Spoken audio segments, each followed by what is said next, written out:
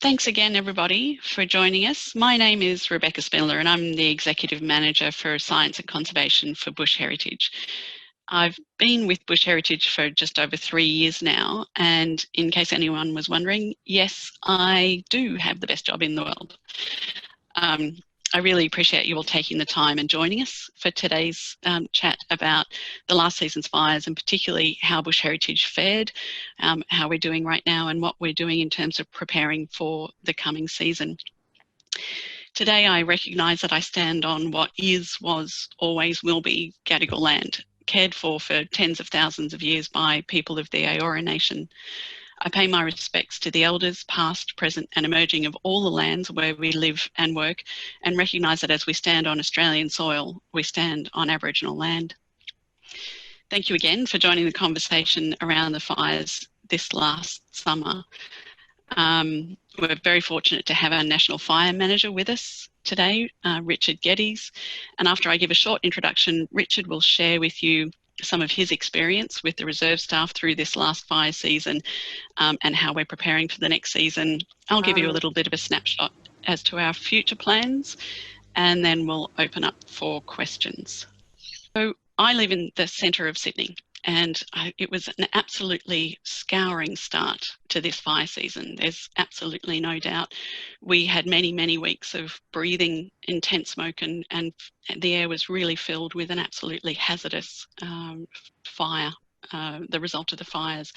This was just a constant reminder of what people were going through in the rest of New South Wales and Victoria, in these areas where we were experiencing serious mega blazes all the way through. I cannot imagine. My heart goes out to the people who have been through one of Australia's worst fire season on record, and are, to be honest, still seeing and experiencing many of those really painful experiences, particularly to those who lost people. My heart goes out to you, and I look for those experiences where we can work together. As I said, this is Australia's worst fire on record, with 12.6 million hectares burnt from incredibly diverse areas and diverse habitat types. Estimated 1 billion animals have been killed, and that doesn't include the second wave. So that doesn't include the number of animals that have died through predation. We know that cats in particular hunt on the fire scars of these mega blazes, and it also doesn't include individuals, animals that have died through starvation because there simply is no vegetation left. It's just absolutely untold. And of course, the human loss, not only of the people, but 2,800 homes lost. And one of the worst impacts is 400 megatons of carbon dioxide emitted, which of course will add to the impacts and the drivers of this climate change that leads to very dry conditions and leads to increased dry lightning strikes and more extreme events. So it's not only a terrible season, but it's going to add to some of the drivers that we see causes these extreme events. The photo that you have up here is of Matt Appleby and Brenda Duffy standing out on Burren very soon after you've seen not only the fire, so you see the fire scars on the trees there, but you can see the impact of the floods as well. And thank goodness for those rains, those extreme storms that came through that really contributed to putting out the fires. But I have to say it did make our job a little bit harder as well, in terms of not only assessing the reserves, making it safe for staff, but going out and trying to start planning of how we should restore and regenerate. Of course, without those rains, we wouldn't be seeing the kind of regeneration that we have been across those reserves. So this is Burren. This is one of the worst affected of our reserves. In this grand scheme of things, where we have such a scouring impact and extent of the fires this season, Bush Heritage has been relatively lucky. This is Burren, as I mentioned, the worst affected. This was caught up in the Braidwood Channel fire that was generating its own weather systems and was really considered one of the mega blazes that was completely out of control. It would not have mattered what sort of preparation we'd done. Once you're caught up in those mega blazes, there is nothing you can do. And we are, in large extent, starting from scratch on Burren, but it is lovely to see some of the regeneration coming through the ferns coming through, we see epicormic growth. When we were out there, we heard a popplebonk frog. You know, there's certainly signs of life which are really encouraging. One of the other reserves that was significantly impacted is Scottsdale, which is just south of the ACT. And Scottsdale is one of our really lovely, it's an ex-farm, ex-productive farmland reserve. It's about 1,000 hectares. And you'll see over on the left-hand side is a photo I took about 6 months before the fires. And that photo up in the top right gives you an idea of the extent of the burning. Because Scottsdale was about 60% burnt, but it was patchy. It wasn't nearly as severe as the Burren fire. And the most disappointing thing, I think, for us across Scottsdale, and not only was it incredibly stressful for our staff who live on site, and it was a very difficult time fighting that fire and being prepared to evacuate on a regular basis and deal with all the impacts of that, but knowing that we were losing some of our most important experimental plots for weed control across this area. A lot of the grassland of the Scottsdale Reserve has gone, and with that went our weed control experimental plots and many thousands of hours of volunteer time in regenerating, restoring, replanting much of the natural habitat of Scottsdale. But we are working hard to build that back again. So the other part of bush heritage being very lucky is the preparation work. The more you prepare, the luckier you are, and that's certainly true for bush heritage. So a lot of the reserves where we were not caught up in the mega blazes, we were extraordinarily lucky, and we were able to deal with a lot of those mitigating impacts through good, hard, honest work. And that's where Richard comes in. And Richard will now take over and tell you about the work that he's been undertaking with the reserve staff over really the last 9 months to make sure that we are actively prepared for and dealing with, as well as actively mitigating the risk of fires on our reserves and making sure that we're protecting our partners and making sure they don't spread. So it's my great pleasure to hand over to Richard. Thank you, Richard. Right, thanks Beck, and hi everyone. And I'm sure a lot of people have seen a lot of things in the media and probably felt firsthand the impact of the Black Summer fires. So I'll touch a little bit on the more general side of those fires, but just like to sort of specifically talk about what's happened on bush heritage reserves. And it was quite a summer. It actually really started in August of 2019, and it only finished in March, the end of March, the fire season. So it was a huge fire season. I'm really happy to report that thanks to the supporters like yourself and other people, we've managed to spare a lot of the big impacts on bush heritage reserves, and less than 5% of our total reserves area. If you combined all the reserves of bush heritage into 100%, then about 5% was impacted. So a lot of that was really about the people in this photo here, and there's a number of different reserves there that I'll mention in a moment. I guess just personally, one of the things that happened for me was I'm sitting up here on Bundjalung country in the northern rivers of New South Wales, and the Black Summer for us really started in August, when the dry lightning storms, which ended up impacting most of the East Coast throughout the spring and summer, they started up here in August, and the fires started in up the back of the Tweed Valley where I live, and it's normally fairly wet forest, wet eucalypt forest with a lot of rainforests. We've got World Heritage rainforests on all the mountains around here, and after a couple of years of really severe drought, these normally wet areas actually started to burn, and it was a real concern.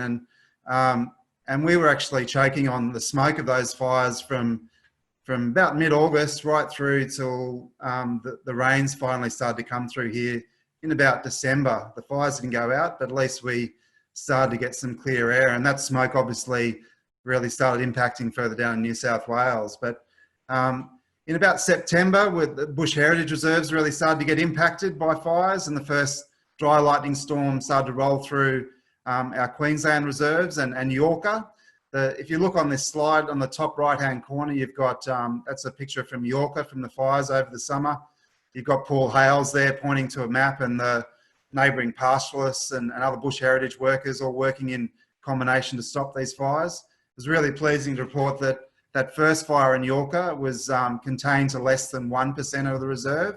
And that was really due to not only the hard work in stopping that fire in September and all the firefighting that was involved in that, but the lead up, all the preparations that went into that, the talking to the neighbours, grading the fire breaks, doing the small planned burns in the winter time where you can reduce the fuels, but you can also really enhance the biodiversity by protecting it from bushfires. So the planned burns, the firefighting, the working with all the neighbours really helped to stop that first fire at Yorka in September. Moving into October, we had dry lightning storms that sparked up in not only Carnarvon Reserve in central Queensland, but also Craven's Peak, which I'll touch on in a moment. And in the bottom left-hand corner there, you've got the staff from Carnarvon. And this was a really good example of where we were using the best of technology. We actually saw the dry lightning storm come through. We've got these websites where we can actually, in real time, in live time, we can watch the lightning strike.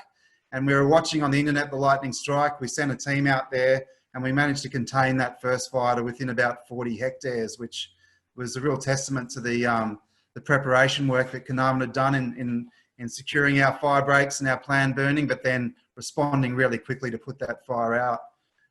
Through November, the lightning continued and it moved further south, this time in Yantabulla, and in the bottom in the centre there, you've got these two photos from Yantabulla Reserve next to Naree, which we manage.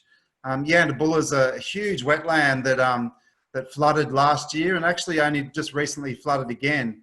And this wetland, it floods often in autumn or in winter with the rains. And then by spring, late spring, early summer, it's all dried out and it's a huge fire risk. And so the first lightning storm came through Yantabulla in late November, and they spent 3 weeks trying to contain that fire. And I'm really pleased to report that that fire was contained to less than 2,000 hectares and saved a really significant part of that swamp. Going further down on those photos, in the bottom right-hand corner, you've got Jeroen van Veen. Jeroen's a reserve manager from Victoria and not only looks after the protecting those Victorian reserves from the risk of bushfire, but he also is a group captain in the country fire, the CFA in Victoria. And as part of that role, he led a strike team over a number of weeks on lots of different fires in New South Wales and protected a lot of those communities in some really catastrophic conditions. So not only do we work with our neighbours and rural fire agencies, but national parks and also pastoralists. There was a number of fires on Carnarvon, Yantabulla, Yorka, where our efforts actually saved a lot of the pasture and the livelihoods of our neighbours as well. So it's an important thing to remember is working together is how we're going to increasingly manage this threat in the future. The next slide, hopefully you can see, is it's just a rainfall map, and it's looking at the last 2 years leading up to December 2019 when the fires were peaking in New South Wales. And it just gives you an indication of how dry the country was. Not only the hottest temperatures on record of maximum mean temperatures in Australia were over 2 degrees, the average, so the hottest year, but also one of the driest. And those dark red areas were the lowest rainfall on record for that 2-year period. And you can see, particularly in New South Wales and parts of eastern Victoria, that's where the fires were at their most severe. One of the big drivers of this weather was not only climate change, but climate change is impacting the Indian Ocean. There's a phenomenon called the Indian Ocean dipole, which is essentially just the temperature of the Indian Ocean moving between Africa and northwestern Australia. In this case, the Indian Ocean was very cold off northwestern Australia. It was a negative Indian Ocean dipole, so the water was very cold. And what that actually did was block all the rainfall that normally moves across the continent from the west to the east. So the Indian Ocean really drove some of that very low rainfall, but it also combined with events in the southern ocean, which was driving these really strong westerly winds right through until December, January, which was driving a lot of the catastrophic fire conditions. The next slide is really just indicating some of the very extreme fire weather that we're experiencing. One of the common stories of the Black Summer was these incidents of pyrocumulonimbus. So essentially fires creating their own weather, as Beck was mentioning. And I'll show you another image of the South Coast in a moment, but these pyrocumulonimbus were just causing absolute havoc on the fire ground, creating their own lightning, so starting more fires, creating huge downbursts of wind, which was making the fire very difficult to control, and creating things like fire tornadoes, which is that picture on the right there, or fire whirls. The fire whirls actually were responsible for the fatality of a rural fire person near Albury in the summer. And so they're not only directly impacting the safety of people dealing with these fires, but making them very hard to control. And we've been experiencing fire whirls not only in New South Wales throughout this period, but also right into Queensland. I was at Yorka. We had a fire whirl that rounded our containment line and made it very difficult to contain that fire. And that's just one of these things that's getting more and more common, and it's believed that climate change is really driving this extreme fire behaviour.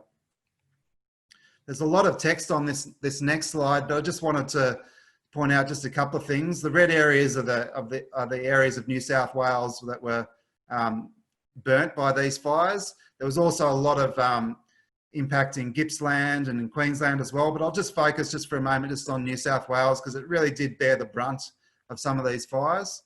One of the big things that, one of the biggest impacts I think on the biodiversity in particular was the 50% of the World Heritage rainforests in New South Wales and Queensland were impacted by these fires. And these rainforests are very fire sensitive. The eucalypt forests of southern New South Wales were also really severely impacted, and I'll show another slide in a moment. But there is more resilience in these eucalypt forests. There is more of a ability to bounce back. The impact on the wet eucalypt forests and the rainforests were a real standout and a real concern for the future. As Beck mentioned, there was over 1 billion animals perished in these fires, and probably over 800 million just in New South Wales alone. Thousands of homes, and there's just an unprecedented summer, and I'm sure everyone's aware of what's been in the media about that. The next slide is just a really good example of the technology which is really helping to mitigate some of these threats. This is a map of the fires of New South Wales, but the different colours are actually the different severity or different intensity of the fires. And so you can see the red areas are the areas where the canopy of the forest was completely impacted by fire. So scorched, like Burren, like the photos that Beck showed. But there was different degrees of severity, and you can see even in the Blue Mountains there and other areas, there was patches of green where the canopy wasn't actually impacted by fire in some areas. So it's really important to use these technologies to get a really good sense of the impact and where we need to focus our efforts for the future. And this type of technology is actually something that Bush Heritage is starting to use on their own reserves, and I'll show you that in a moment. Just to finish off on the New South Wales fires, this is a photo that was a satellite photo that was taken on New Year's Eve, 2019. So this is when the South Coast New South Wales fires were at their worst. There was really heavy northwesterly winds driving these catastrophic fire conditions. You can see the really intense fires down in the bottom of that image.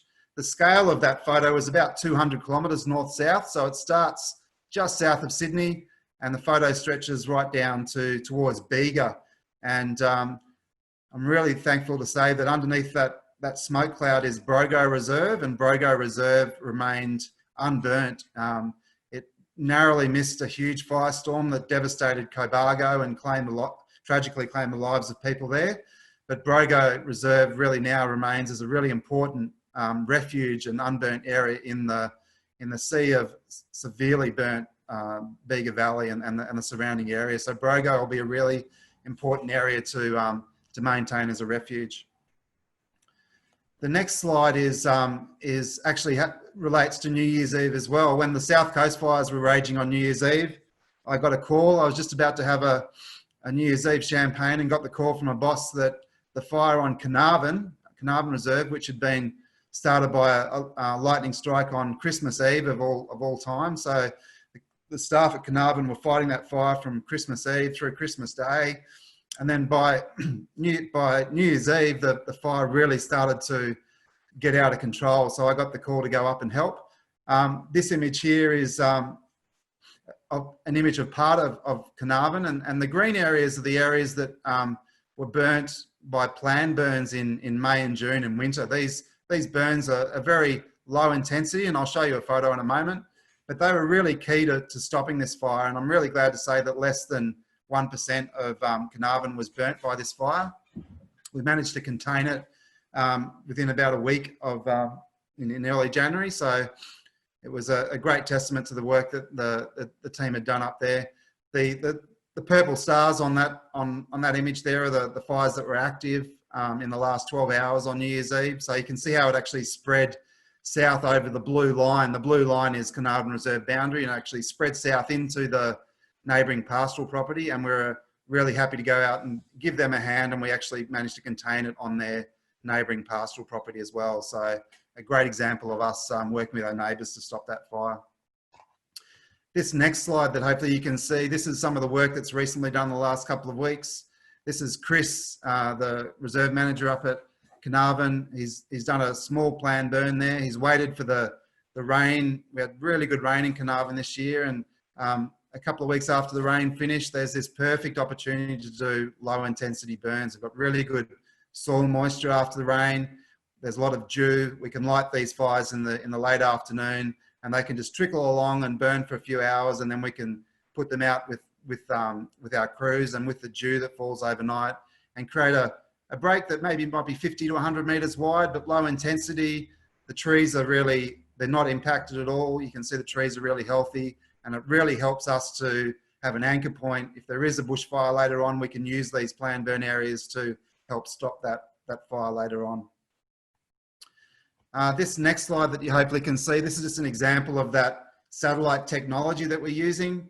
The black fire scar that you can see in there, that's the fire that started from lightning in Craven's Peak in October. So really happy to say that this fire was contained with less than 1% of the reserve. It started in this biodiversity hotspot, the really long unburnt spinifex, where you've got mammals like the mulgara and threatened critical weight range mammals, all these threatened species in this really old unburnt habitat. So with the combination of acting really quickly, we managed to contain that fire on the shot line there, which is that green line, in combination with some of the small burns that we'd done in previous years. And we managed to contain that fire to a really small area and stop it spreading into the long unburnt habitat, which is one of our key conservation targets. For the last couple of slides, I just wanted to just give an example of some of the work we're using, some of the work that we're doing with our partnerships. We've got lots of different partnerships in Northern Australia, in particular with Aboriginal people. And one of the things that we can really do is bring the best of technology and our staff expertise and time, and work with the Aboriginal traditional owners to create some really good outcomes for protecting country, protecting healthy country forever. This photo here is a picture of Bunuba country. This is the Fitzroy River, and interestingly enough, the Fitzroy River is actually the largest river by volume in Australia. Obviously, the Murray-Darling is the longest river and the biggest catchment area, but the Fitzroy River in the Kimberley is the largest volume of water rushes down there every wet season, and there's these huge flows of water which then gradually dry out. The Bunuba have recently been given native title back in the last few years, so this is a really good opportunity for Bunuba to start accessing their country, looking after their country through not only managing the risk of fire, but the risk of feral animals, getting some really good monitoring systems in place. We're helping a lot with monitoring of fauna through camera trapping and ecological surveys. And it's just such an amazing country. It's such a privilege to work with these people. The Bunuba have obviously been living there for thousands of years, and they've got an incredible cultural knowledge. And a couple of things an example there, you can see that yellow flower on the bottom right-hand corner. The Bunuba people know that when that flower, it's called galini, when galini flowers on the banks of the Fitzroy River in the sand there, it's a small little shrub. When those yellow flowers appear, they know that the season of Girrimbilli has actually started. So the season of Girrimbilli is actually the the perfect time to burn. It's a little bit like in Carnarvon where you get the autumn rains, and then just after the rain you get really good soil moisture. It starts to dry out, and it's the perfect time to light little fires that will reduce some of the risk of bushfire and really serve the country well for when the bushfires start with the lightning later on. Another thing that we're really trying to protect there is some of the fire sensitive species. You've got the purple crown fairy wren there, which is on the banks of the Fitzroy River. There's also lots of other animals like the Gouldian finch, potentially threatened mammals like the quoll that really rely on these areas being protected from fire to actually to maintain their populations. The next slide is really about right way fire. So what is right way fire? Well, right way fire is just a term that's used right across Australia, particularly Northern Australia. And it's really about the right people for a start. You can see on the right-hand side of this slide, the Bunuba Rangers and traditional owners. These people need to be really involved in looking after their country. So talking to the elders, making sure that they're identifying all the fire sensitive areas, the cultural sites, the different clan estates. This country is actually divided up in all these different areas or clan estates. And so for each clan estate, you need the right people to have that cultural authority and to do the work on the ground. On the left-hand side there's a perfect example of Bunuba country where you've got rainforests. You can see all the palm trees there in the gorge. These rainforests are really fire sensitive. It's really important to try and protect those from bushfires. They're a real hotspot for bandicoots and quolls and critical weight range small mammals, which are really sensitive to fire. Also, they're a really important cultural site. Rainforests traditionally in Northern Australia have all the yams, and they're a really important food source, particularly in the wet season, not only for animals, but culturally for people. So you've got yams, you've got lots of different fruits, edible fruits for people, but also birds. So the rainforests are a real key area for us to try and protect. So it's not only about the right people, but it's also the right time. It's the season of Girranbarley when there's good soil moisture, there's cooler nights, there's dew. So if you do light fires, they're going to go out overnight and create a really good fire break around fire sensitive areas without much impact. The last slide I just wanted to point out, this is really sort of bringing all that right way fire knowledge together and using technology through the satellite technology. We've identified that area on the left-hand side there. It's an area that hasn't been burnt for many years. There's some really old spinifex in there. And as you may know, spinifex will actually keep on growing in most areas if it doesn't get burnt. And a good example of that is on our Pullen Reserve in Western Queensland, where the spinifex, they think, it needs to be unburnt for maybe 20, 30, 40 or 50 years. So it's big enough so that the night parrots have the habitat in that long unburnt spinifex. But also in the Kimberley here in Bunuba country, that old spinifex is critical to animals like the Gouldian finch. The Gouldian finch used to be in flocks of thousands right across Northern Australia, but have had some really dramatic declines and been wiped out in many areas due to these large bushfires that have moved across the landscape and burnt all the spinifex. The reason that that's such a problem is that the spinifex is a critical source of seed, of food in the late dry season. And without that spinifex being able to seed and having no fire in that spinifex for at least 3 to 4 years, then the Gouldian finch is actually starved to death in the late dry season. So they're a little bit like the canary in the coal mine. We focus on some of these threatened species because they give us a really good indication of whether the country is being managed for fire properly. And what we're doing at the moment with Bunuba is trying to bring all that right way fire knowledge together, going to these long unburned areas, setting up camera traps, ecological surveys to monitor those populations and make sure that this country is protected into the future. And I think that's all I've got time for in the presentation. Thanks, Beck, and thanks, everyone. That's wonderful. Thank you so much, Richard. I really appreciate that. And certainly not just coming on the call and working with us on doing this today and presenting this information, but for all the work that you've done with our partners to learn that right way fire, with our neighbours, and of course with all the fire agencies, RFS and everybody who've just been working for the last to help protect this country. I've been talking to a number of our supporters, like those that are on the call today, and to thank them for their support, and they've returned that with thanks to you and to the teams out on the ground that have been fighting those fires. So if I can take this moment now to relay that thanks to you. Thank you very much for all the work that you do to keep us safe across the country. So that takes us to the challenges that we have just moving forward at the moment. In the age of COVID-19, obviously we do have the need to get out on country, and that's been hampered by having to socially distance, make sure that we keep our staff safe, make sure that we keep our Aboriginal partners and our other partners safe. But we are getting out there. It's an absolute priority to make sure that we are getting out on country, doing those mosaic burns, learning, implementing right way fire, as Richard has just explained and said that we're doing really across the country, and even more intensely. We know that we have to be focusing on improving our management of feral predators and invasive weeds, because they have the upper hand at the moment. Along these fire scars, we need to make sure that we're really controlling those invasive predators that have great advantage, where the native species have nowhere to hide and very little to eat, and making sure that those invasive weeds don't find open ground to investigate. And we're also working on many different levels to make sure that we are working with and understanding the dry and more extreme conditions as a result of climate change moving forward. I was actually talking to a leader of another environmental NGO the other day, and saying how hopeful I was actually in this post-fire and even COVID world, and they were a bit amazed.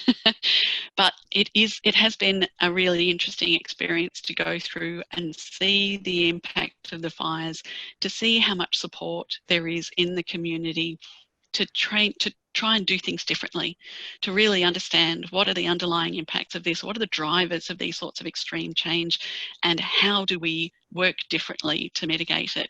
And I think working with a number of different partners, particularly CSIRO, Bush Heritage has forged a really strong relationship with CSIRO, who's providing us enormous information, totally free of charge, lots of data about the likely impacts that we're going to see in terms of climate change. How dry is it going to get? How much hotter is it going to get across our landscapes?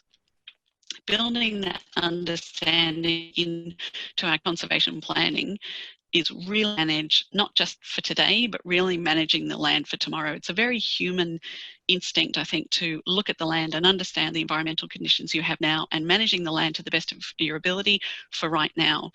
What we're able to do now is manage for 20, 30, 40, 50 years into the future, making sure that we're building resilience as much as we possibly can, facilitating that adaptation, making sure that the landscapes are ready for the conditions we know we're going to see. Along with that, of course, is more extreme events. We know that Australia will generally be a little bit drier. There'll be some bit a little bit wetter. Everything will be hotter. And we know we'll have more extreme events. We will have more plagues. We will have more fires. We will have more floods.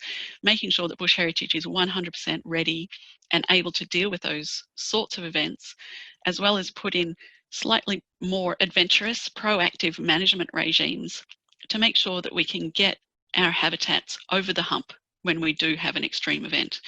We're not interested in stopping adaptation. We know that these habitats need to adapt to the future.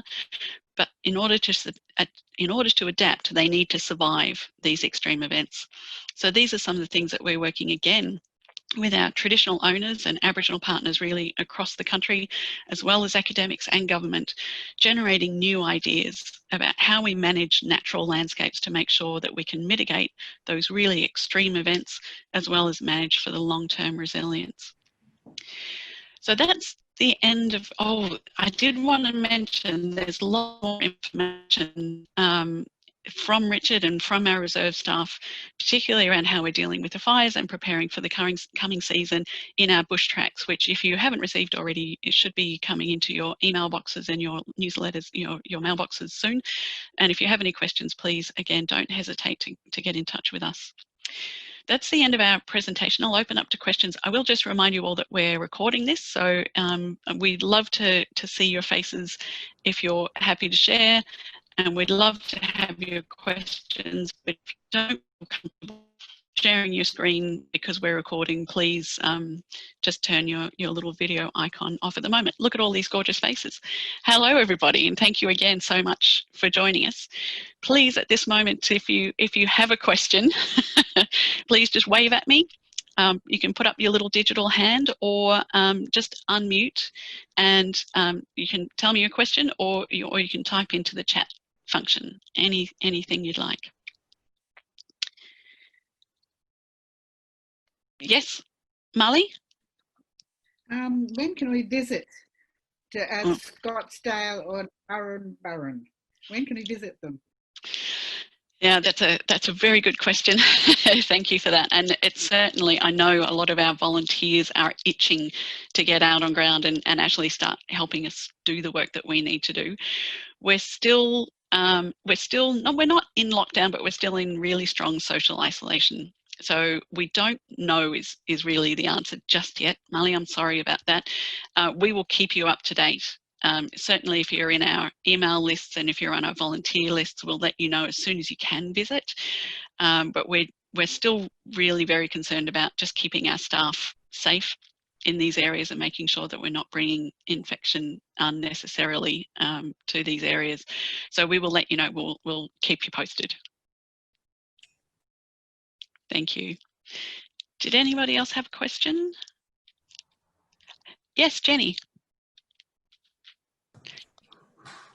I was just wondering, how do we use planned burns now to protect the forest, especially down south of New South Wales, where so much land has been lost, and the risk of some of these rare species being lost. So how do we manage planned burns in this new environment?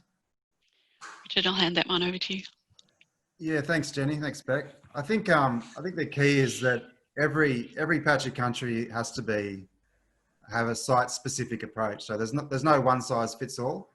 It's really important to look at the history of the landscape, when the last time it was burnt, what sort of vegetation it is, and it's such a complicated thing that it really has to have so many different solutions coming together. I think I know the south coast of New South Wales quite well. It's obviously there's a lot of debate about what the way forward is, and I think for a start, there's not one solution. It has to be, we have to bring everyone together to find the best solution. And that, in some cases, it might be planned burning. In some cases, that's not possible. There's a lot of areas that burnt in the south coast of New South Wales, like wet eucalypt forests and more sort of rainforest types, that there's no way you're ever going to do planned burning there. So it could be a combination of fire breaks, could be thinning vegetation, but also one of the key impacts, I think, is learning to live better in the bush, being a bit more prepared, having communities that aren't as such risk as they have been over the summer. So whether that's thinning vegetation, just working with your neighbours, and also I think one of the biggest things I think from this summer is that it is raising awareness. Despite all the huge catastrophic impacts, I think hopefully the community awareness from this event will actually help us find solutions in the future. It's probably a little bit indirect, the answer, but hopefully that sort of... Yeah, well, that's true. Yep, thank you. Thank you both. Thanks, Jenny. Thanks, Richard. We have a similar question actually in the chat box. So firstly, thanking you for a great presentation, but also asking a bit more about Tarcutta and regarding Indigenous fire management, gathering it's not so simple in the southern states, and how will you move forward with people such as the Yuin Nation to manage more complex southern landscapes? Yeah, I think there's lots of principles with right way fire or Indigenous fire management that can be applied across the country. One of the things that is lacking in Southeast Australia is that detailed knowledge about specific sites. So that there's lots of different sorts of vegetation, but the principles of right way fire, when you think about it, are things like we have to do fire shortly after rain when there's good soil moisture so that the canopy isn't impacted. Whether you're a national parks person or a forester or someone trying to protect a community, that principle can actually be applied in a lot of cases. The challenge that you have with that principle is that you have severely dry conditions.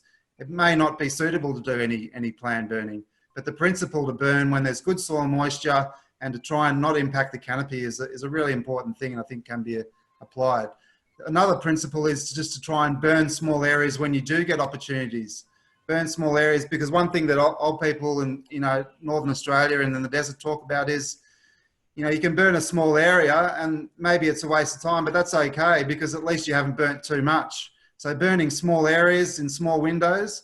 One of the problems that land management agencies have is that when they do plan burns, they're often large areas. They have to work 9 to 5. They have to burn at a certain period and it might be too windy or too dry.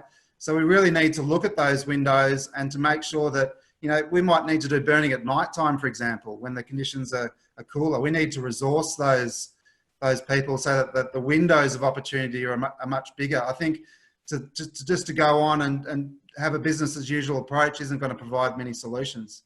I mean, I probably could go on a bit there, but hopefully that discusses some of it. I think that's perfect, Richard, and I think you may hopefully have answered Johannes' question in the chat, although we have another one. What would fires have been like before Indigenous people came to Australia, and whether we know anything about that?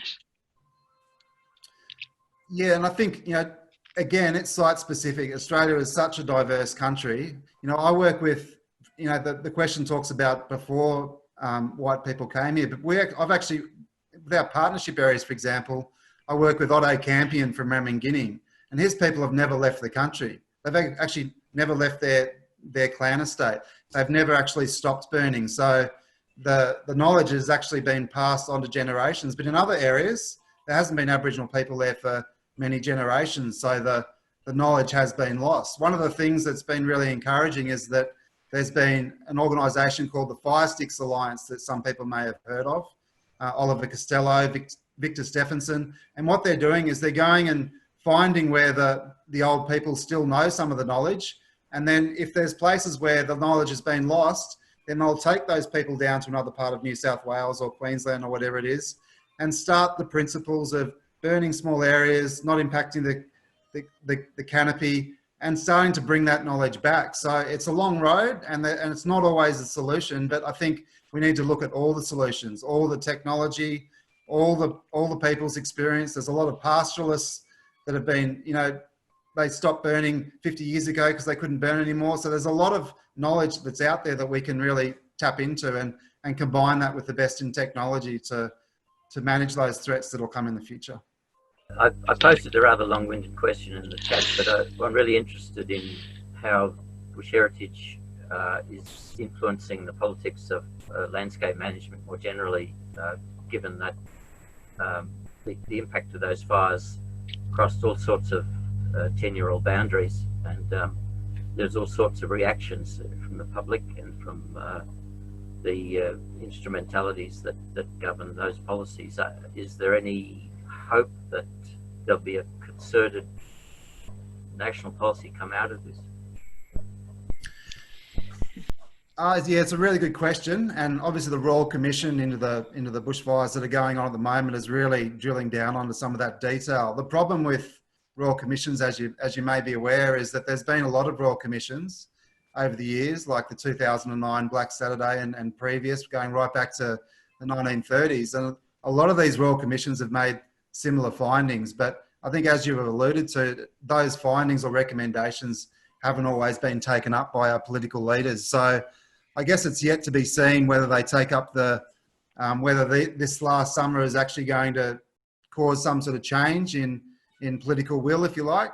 But I guess federally is one issue, but land management is really state-based and territory-based. So I think, you know, the decisions that the state leaders and territory leaders make are going to have just as much impact, probably a lot more than federally. I think federally, yes, there's a lot of issues there, like combining aerial resources, aerial firefighting resources and things, but the states really lead this land management discussion, and reducing the funding of rural fires and reducing the funding of national parks in certain state jurisdictions has really contributed to some of the lack of capability that happened in the last summer. So hopefully that is addressed. And I think there is encouraging signs. There's been some recent funding announcements by state governments that are hopefully a positive solution to some of that. But thanks for the question. I recognise we're getting close to time, but I just wanted to add really quickly to that. I think Bush Heritage did put a submission into the Royal Commission. Our first point was please see other Royal Commissions, because many of those recommendations have been ignored, and they've had, you know, spent a great deal of money on coming up with good recommendations, but then we've moved forward. I think the severity of these bushfires has also opened up much better collaboration across non-government and government agencies than we've ever seen before, and that would be part of my hope. You know, Bush Heritage's vision is a healthy country protected forever. I've been very focused and a little bit concerned about that forever over the last few months, but to see everybody working together across NGOs, across collaborative groups, has just been absolutely fantastic. Of course, you only have a right to hope if you're going to work your butts off to make it true, and that is absolutely what we're doing right now.